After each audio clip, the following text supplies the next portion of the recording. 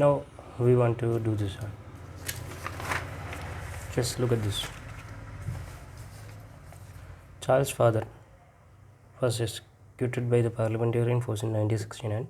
Charles too then formed a dash with Scots.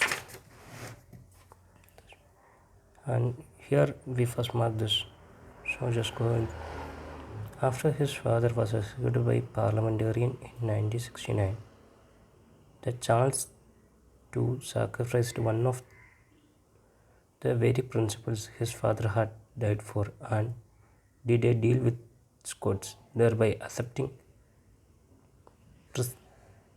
Presbyterianism as a national religion in return for being crowned King of Scots. Here the Presbyterianism, a part of Reformed Protestant religion. Charles II formed a dash with Scots in order to become the King of Scots. Died for and did a deal with the Scots, thereby accepting the Presbyterianism as a national religion in return for being crowned by the Scots.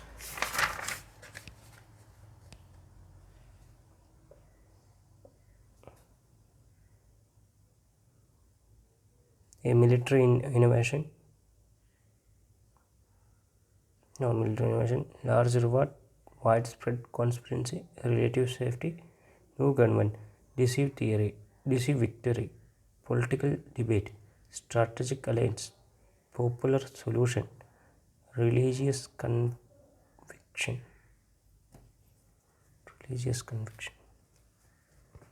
What might be the case?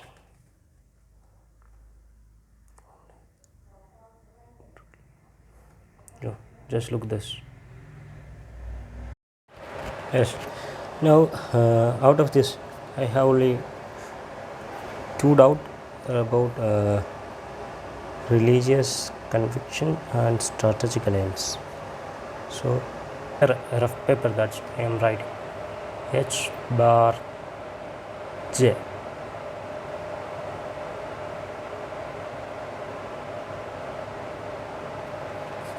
Okay.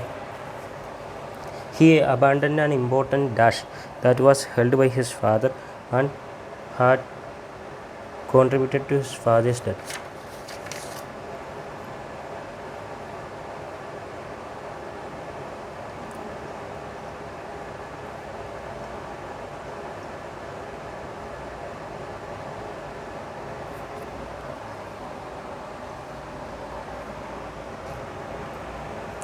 Okay.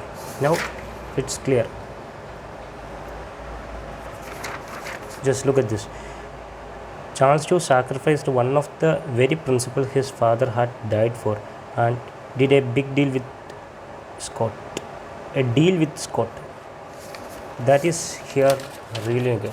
Charles II then formed a dash with Scott. So it's a strategic alliance with Scott. In order to become the King of Scott, he abandoned an important dash that was held by his father and had contributed to his father's death. He sacrificed one of the very principles his father had died for and did a deal with Scott. Okay, so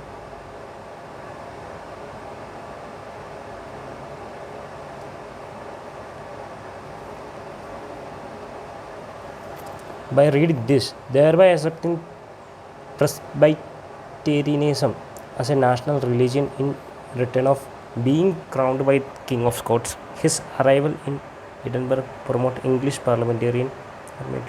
So that's he just changed the religion. So it is religious conviction. He abandoned an important religious conviction. So it's clear.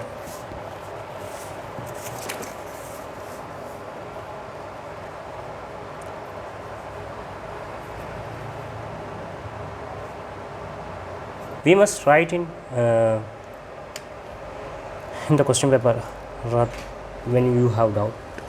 Otherwise, it will be tough to erase. So, just strike down that HJ. The opposing sides then met outside Warsaw in. We didn't need to pronounce in correct. So, Worcester in 1651.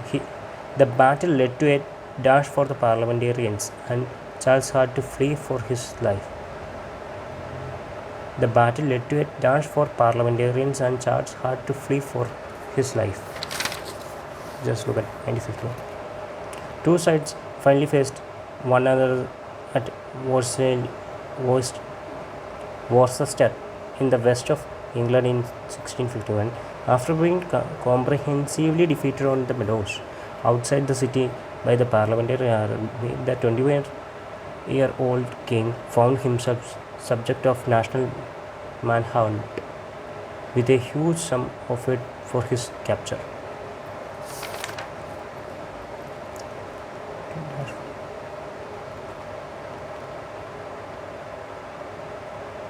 Okay, what it is?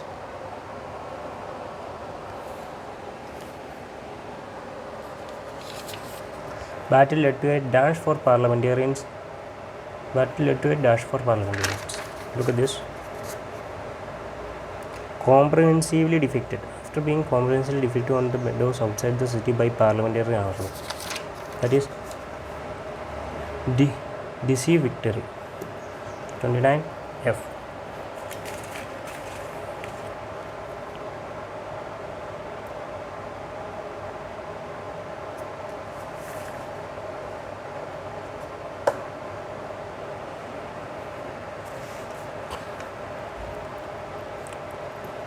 A dash was offered for Charles' capture. Yes, a money.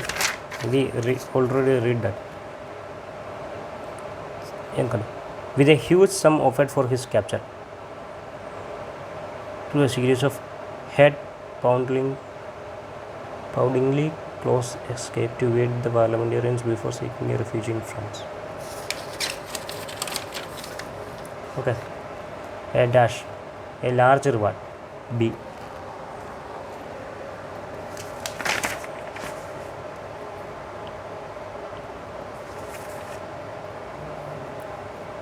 After 6 weeks spent in hiding, he eventually managed to reach dash of continental Europe.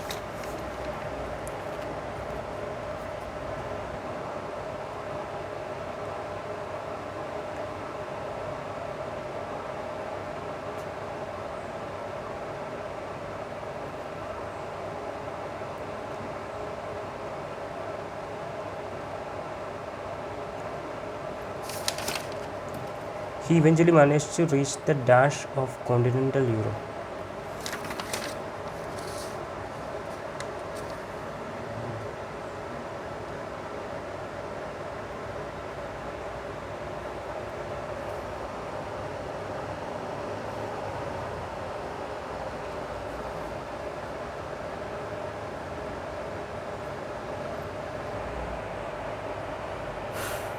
After 6 weeks pending in hiding. We must look at this. For the following 6 weeks, he managed through a series of head-boundly close escape to evade the parliamentarian before seeking refuge in France. He penalized and defeated Charles wanted around the Europe with a small group of loyal supporters. So we must take it. Not a military innovation. Widespread conspiracy is not relatively safety. Political debate, population solution. So maybe relatively safety. 31D. I said it might be some tricky thing. And not specifically given the passage when you read.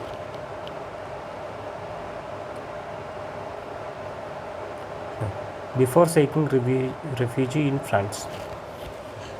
Doesn't mean anything. so it's better go with the option. Now here is yes, no, not given. Charles chose Pepys for the task because he considered him to be trustworthy. We know this is in this. After restoration, a 50-year-old Charles Chu requested a meeting with the writer diarist Samuel Pepys. His intention when asking Pepys to commit his story to paper was to ensure that this most extraordinary episode was never forgotten. Over the 2-3 sitting, the king related him in great detail his personal recollection of 6 weeks he had spent as a fugitive. As the king and secretary settled down, a scene that is surely a gift for future scriptwriter.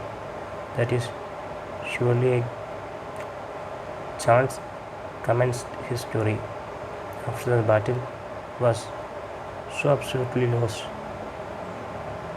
as to be beyond the hope of recovery. I began to think of the best way of saving my life.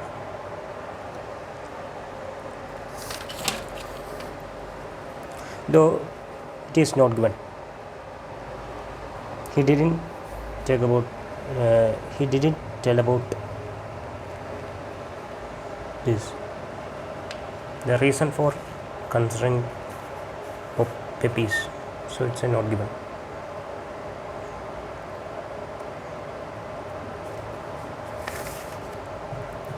Now, Charles' personal recollection of the escape lacked sufficient detail.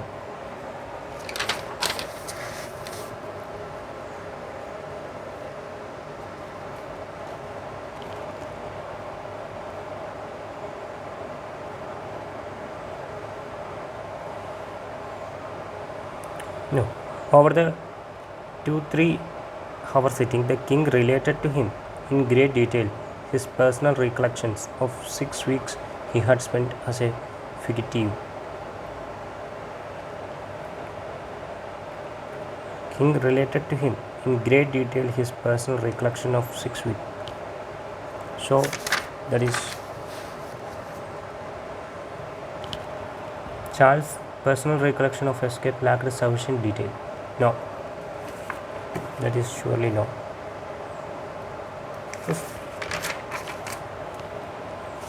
Another thing is Charles indicated to Pepsi that he had planned his escape before the battle. As the king and secretary settled down, Charles commenced his story after the battle was so absolutely lost as to be beyond the hope of recovery. I began to think of the best way of saving myself. Charles indicated Pepsi he had planned his escape before the battle. No. Look at this. After battle was so absolutely lost. After battle was so absolutely lost as to the beyond the hope of the recovery, he began to think the best way of saving my life. No, not before the battle. So that's the sim.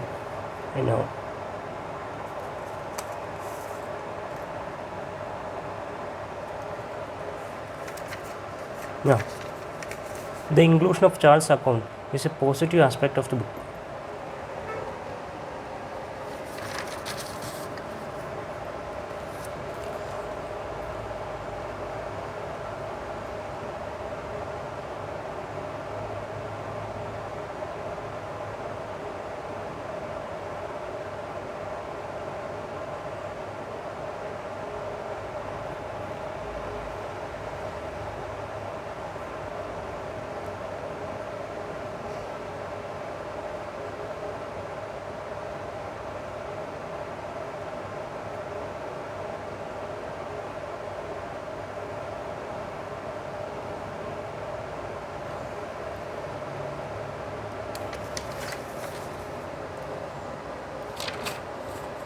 Yes.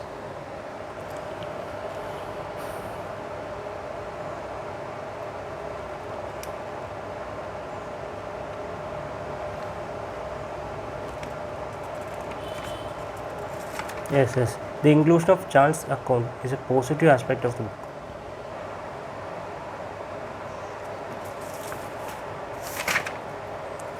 But the viewer's main purpose in the first paragraph.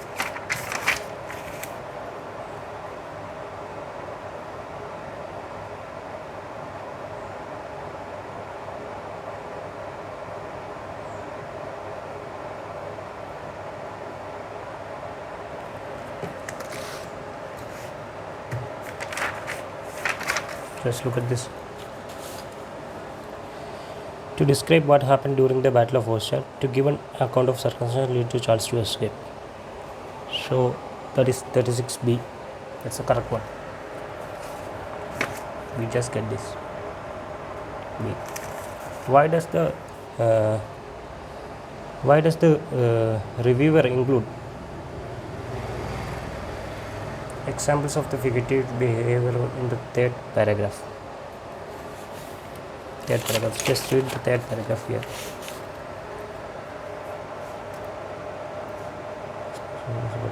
It's just how close the reader gets to the action. The day-by-day retelling of the figurative being provides delicious in detail. The cutting of king's long hair with agricultural shears, use of walnut leaves to dye pale skin that they spend lying on the branch of grey coat tree in basketball. As a parliamentarian soldier scoured the forest for below. Spencer draws out both humor, such as prestigious refusal of Charles' friend Henry Wilmot to adopt disguise on the grounds that was beneath his dignity, the emotional tension when the secret of the king's Spence was cautiously revealed to his supporters.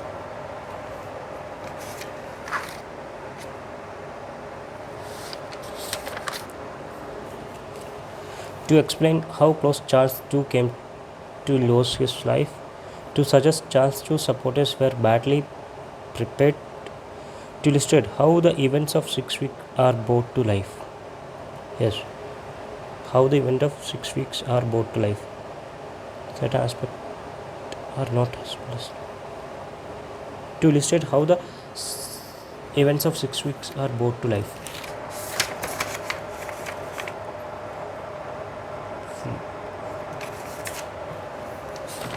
Another thing, just look at this.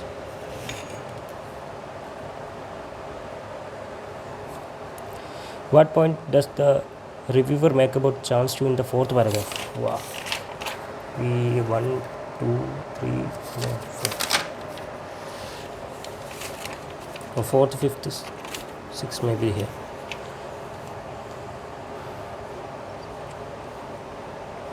Charles II in the fourth paragraph. Charles' adventure after losing. Charles' adventure after losing the Battle of the Worcester was uncomfortable to defense. Almost everyone in England had been appalled by the exclusion of his father. They had not welcomed the arrival of his son with the Scots army, but had instead firmly bolted their doors. This was partly because he rode at the head of what looked like a foreign invasion force, and partly because after almost a decade of civil war, people were desperate to avoid its beginning again.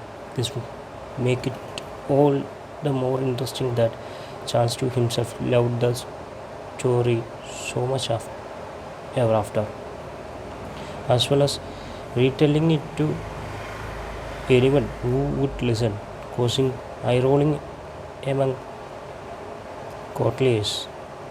He set in train a series of initiatives to memorialize it. There was to be a new order of chivalry, the Knight of the Royal Oak. A series of enormous oil paintings depicts the episodes were produced, including 2-meter wide canvas of Pascal wood and a set of 6 similarity of enormous painting of the kings of the run. In 1960s, Charles II commissioned the artist John Michael Wright to paint the flying squad of cherubs carrying the an oak tree to the heaven of sealing his bedchamber. It is hard to imagine many of other kings marking the lowest point in their lives so enthusiastically, indeed pulling off such an escape in the first place.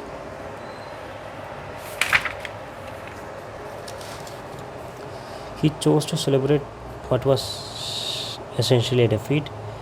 He misunderstood the motives of his opponents. He aimed to restore people's faith in monarchy. He was be a desire, driven by a desire to be popular. I think he chose to celebrate what he was essentially a defeat. So it's Charles to himself loved the story so much ever after, as well as retelling it to anyone who would listen, causing an enduring. So 38A.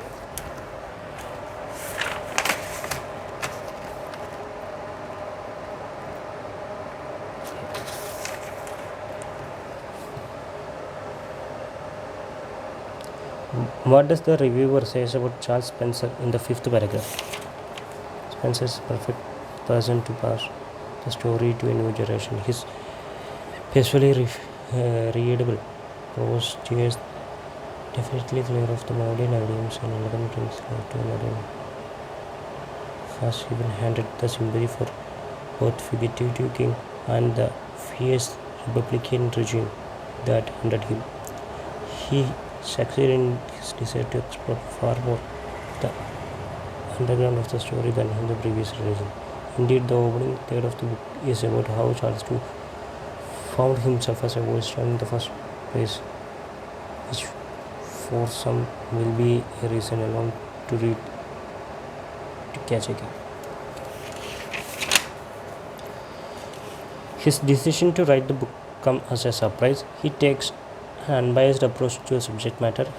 His description of events would be better if they include more detail. He chosen language that is suitable for the 21st century audience. No, there is not about the 21st century audience and his language. No, it's a positive outlook on this.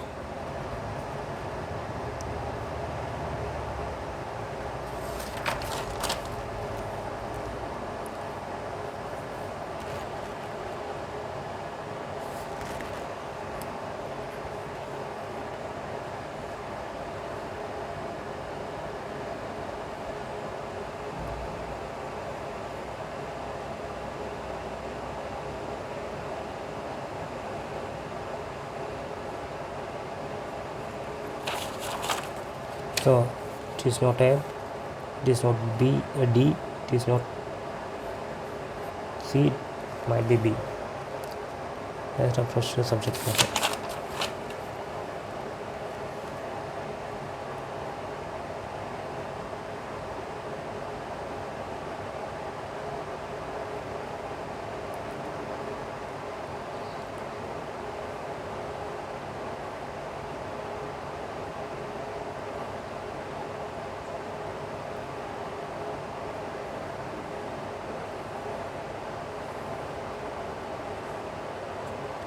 Okay, that is B.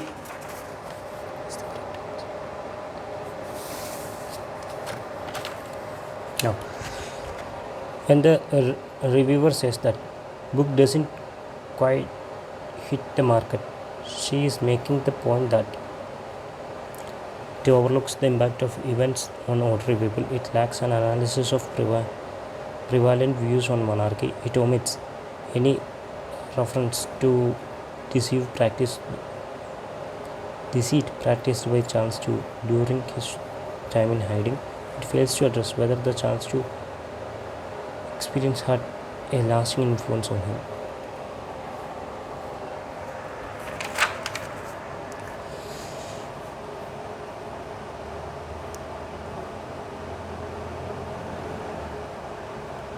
The days and nights spent in the hiding must have affected him in some way.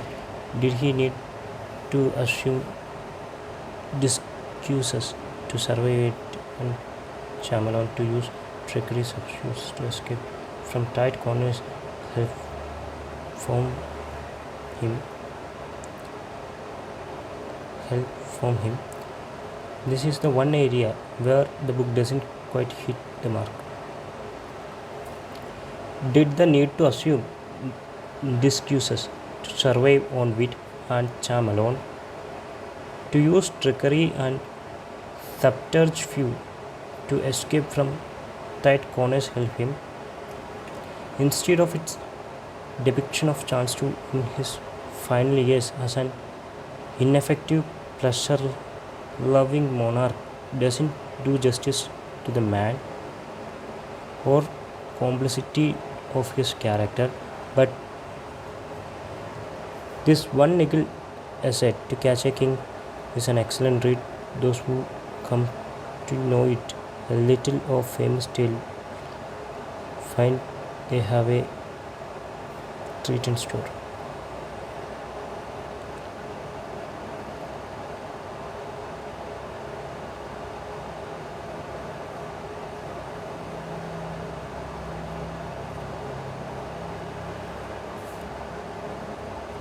So just read once again.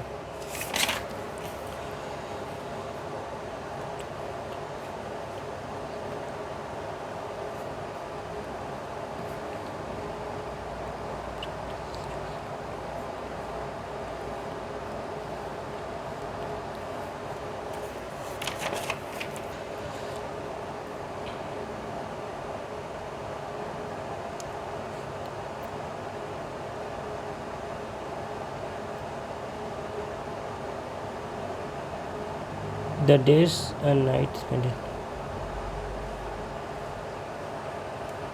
Did the need to assume the excuse to survive it or charm alone, to use trickery and subterfuge to escape from tight corners and help from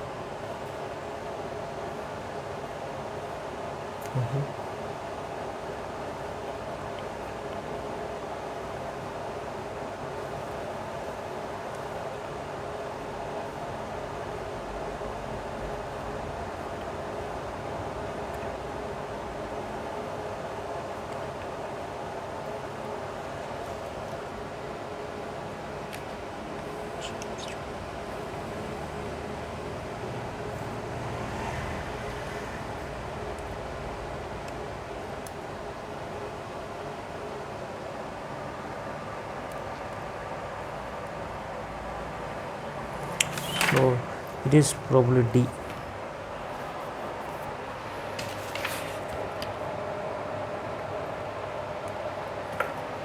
Thank you.